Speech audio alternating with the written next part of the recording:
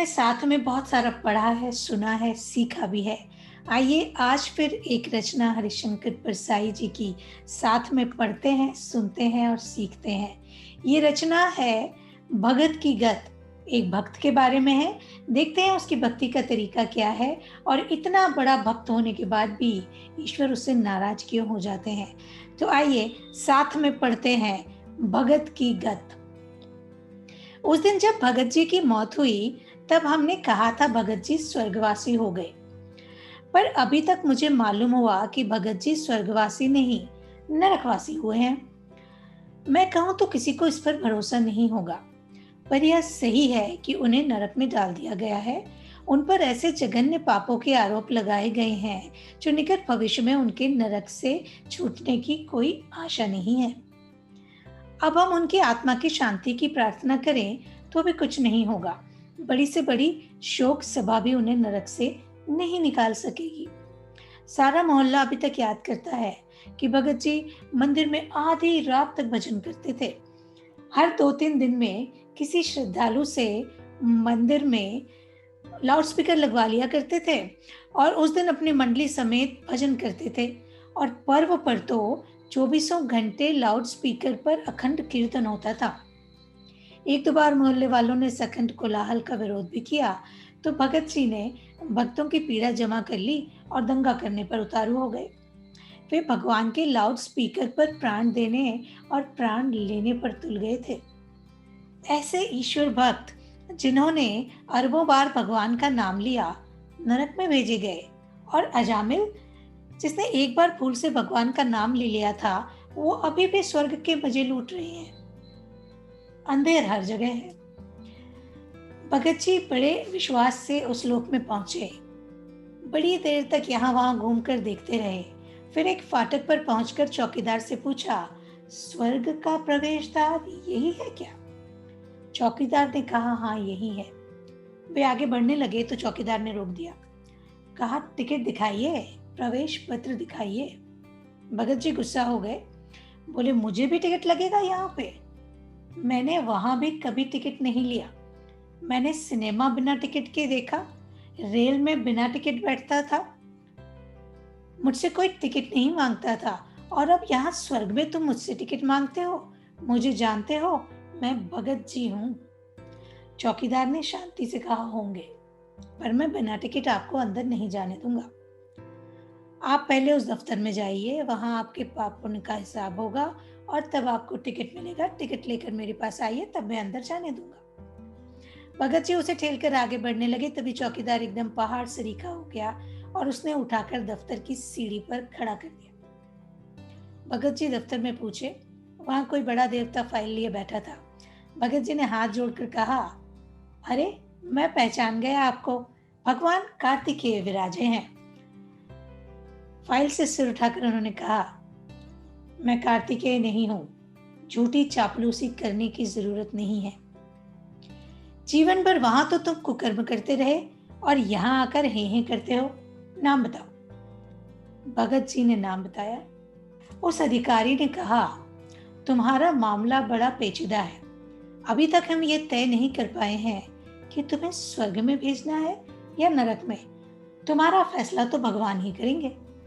भगत जी ने कहा, मेरा मामला तो बिल्कुल सीधा है। मैं 16 आने धार्मिक हूँ। नियत से रोज भगवान का भजन करता हूँ। कभी झूठ नहीं बोला, कभी चोरी नहीं की। मंदिर में इतनी स्त्रियां आती थी, पर मैं सबको माता समझता था।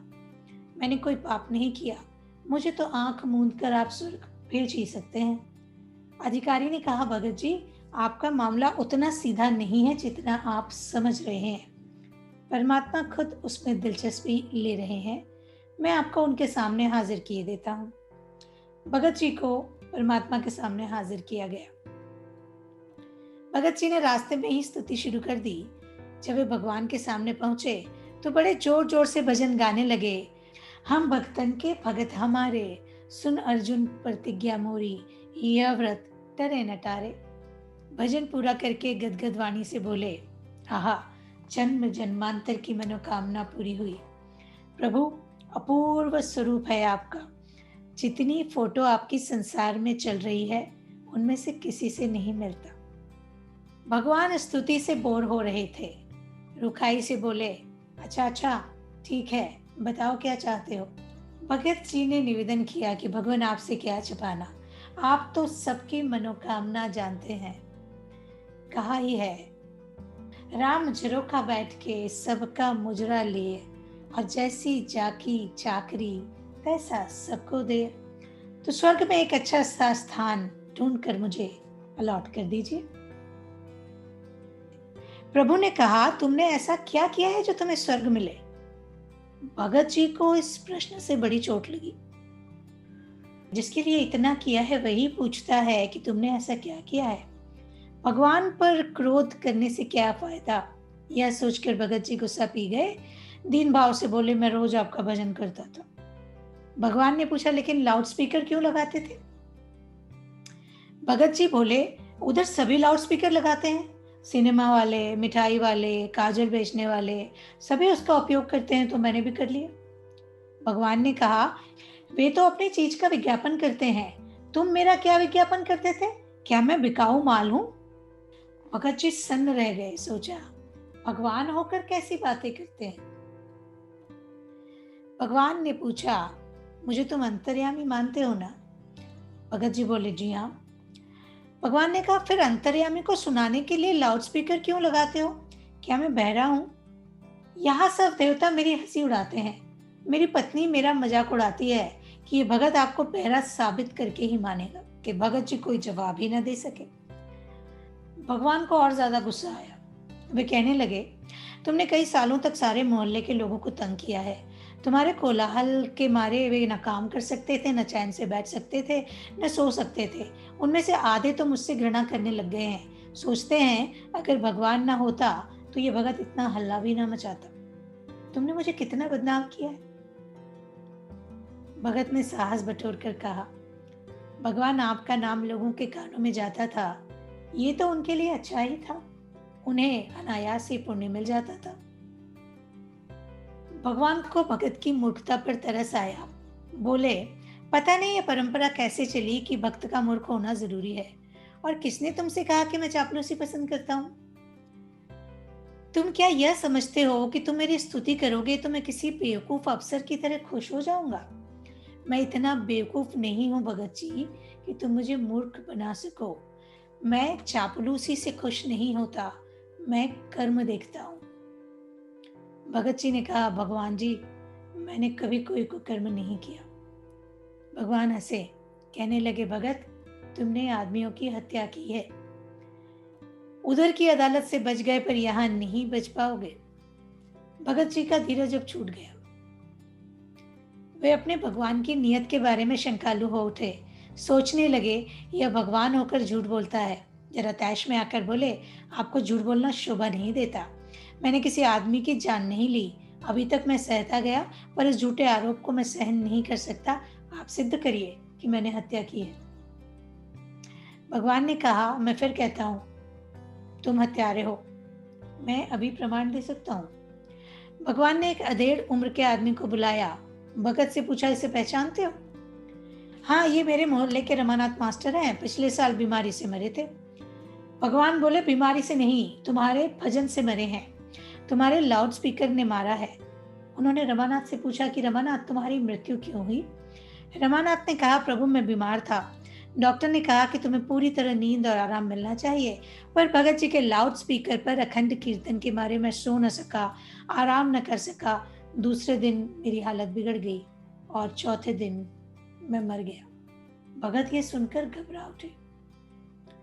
तभी एक 20-21 साल का लड़का बुलाया गया और उससे पूछा, सुरेंद्र, तुम कैसे मरे। मैंने आत्महत्या कर ली थी, उसने जवाब दिया। आत्महत्या क्यों कर ली थी, भगवान ने पूछा। सुरेंद्र नाथ ने कहा कि मैं परीक्षा में फेल हो गया था। परीक्षा में फेल क्यों हो गए थे। भगत जी के लाउड स्पीकर के कारण मैं पढ़ नहीं सका। मेरा घर मंदिर के पास ही है ना। भगत जी को याद आया कि इस लड़के ने उनसे प्रार्थना की थी कि कम से कम परीक्षा के दिनों में लाउड स्पीकर मत लगाइए। भगवान ने कठोरता से कहा, तुम्हारे पापों को देखते हुए मैं तुम्हें नरक में डालने का आदेश देता हूं। भगत जी ने भागने की कोशिश की, पर नरक के डरावने दूतों ने उन्हें पकड़ लिया। अपने भगत जी, जिन्हें हम धर्मात्मा समझते थे, नरक भोग रहे हैं। क्या आप भी किसी के भक्त हैं? तो भक्त होना अच्छी बात है, लेकिन ये भक्ति आपके और आपके इष्ट के बीच का मामला है। इसमें किसी और को बीच में आने देना ठीक नहीं है। और इसी तरह आपके और आपके इष्ट के बीच में भक्ति का प्रकार ऐसा होना चाहिए कि उससे किसी और का नुकसान न हो, किसी और को परेशानी ना हो।